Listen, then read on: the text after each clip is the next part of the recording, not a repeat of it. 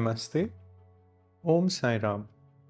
We're with Gautamji once again, and we're discussing the life of Baba's Mahabhakta, Sahib Kavankar, and some of the beautiful satsang and pointers he had shared, some of which are compiled into this important book, A Jewel of Sai Devotion.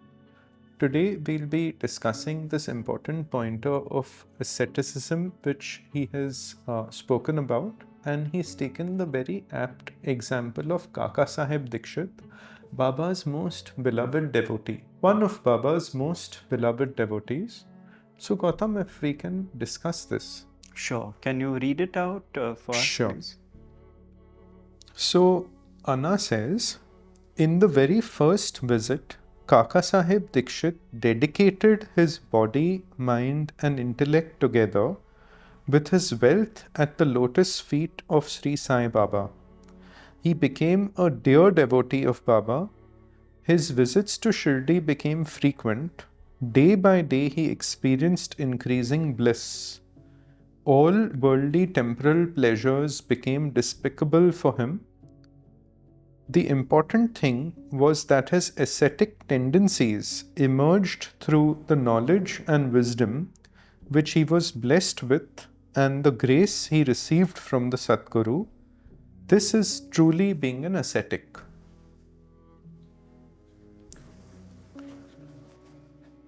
So,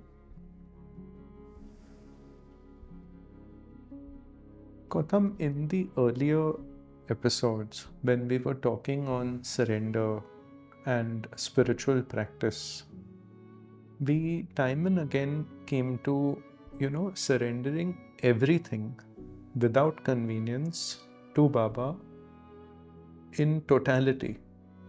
And Kaka Dixit is the best example, because just to put some perspective on it, Vinima looked up to Kaka Dixit like a guru figure, and she would pray to him that how did you have the strength in that time to leave Bombay?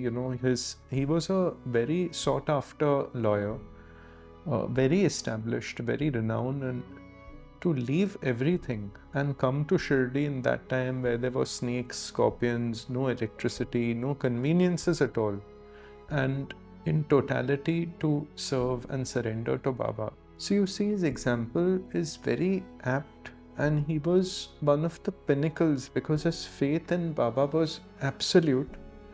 And I feel he's a shining example of what they say: surrender your senses, surrender your belongings, surrender everything. Have no will of your own. That would define Kaka Dixit. Yes.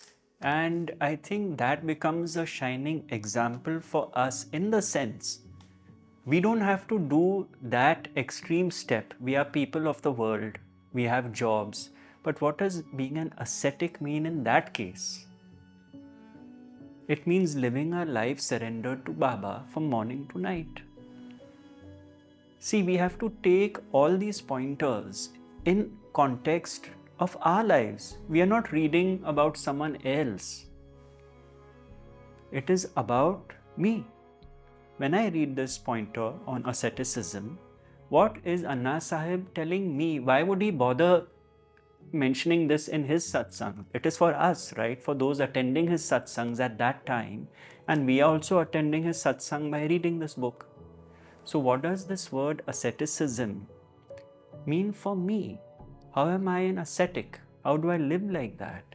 When I am not mired in the mundane, when I am not sucked into the drama and story of life, when there is constant remembrance of Baba. In his case, he went to Shirdi. We cannot do that for whatever reason. So in our daily living, we become ascetics in that sense. Then we are following his examples to the best of our ability. Surrender of thought, word and deed to Baba is what we have to do. When we talk of depending on the Guru for everything, Vinima had shared a beautiful example that once in a dream, he owed somebody money, or there was a situation he was in, and in the dream he said, "Oh, I will arrange for it." And then he was pained by that in my dream, why did I not say, "I will request Baba for help. So you see the fact that that pinched him.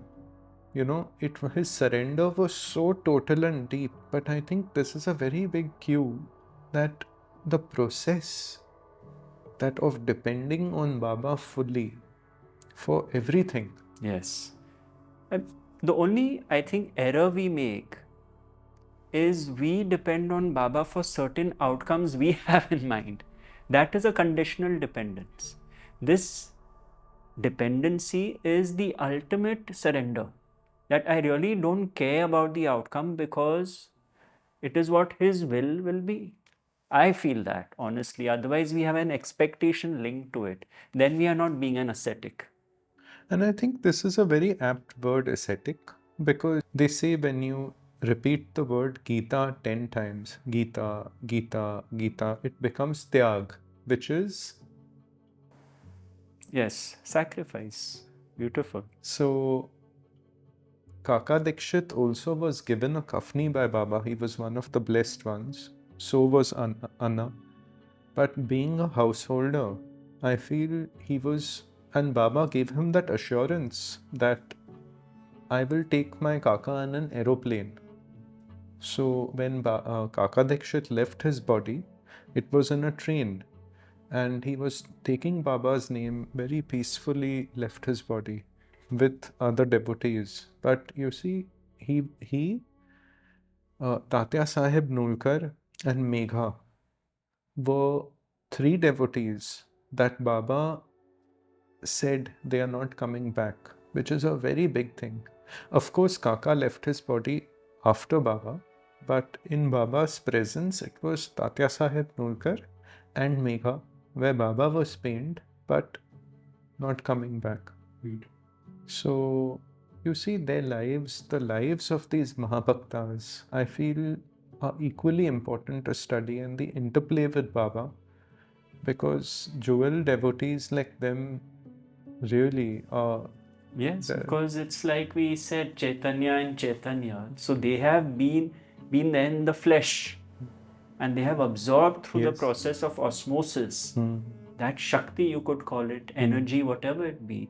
And we glean new insights from their lives and how the Master's grace has operated in their lives. I think, in fact, sometimes they are more relatable. Absolutely, absolutely. Because sometimes when we see Baba's Leelas, it's almost impossible for someone to emulate that. But through their examples and impeccable conduct, there is much to learn. The word ascetic comes from a Greek word which means to exercise or to train. So perhaps in the Greek context it may have meant physical exercise, but the term as it is used today,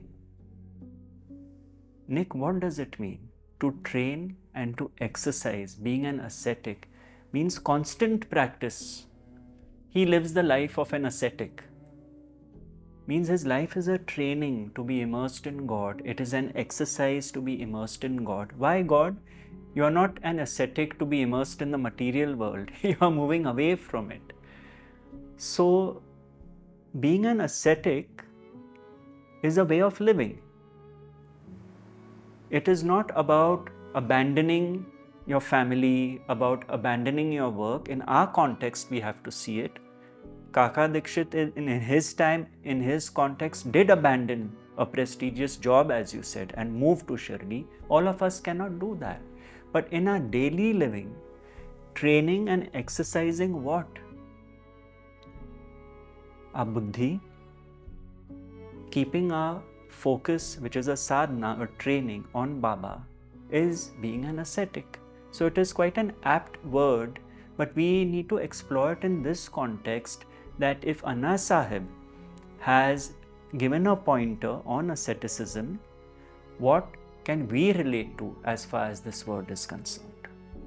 One important Leela in the life of Kaka Dixit was Baba asked him to stay in the Wada for 9 months and do his practices, which is also a reflection of his ripeness and obedience.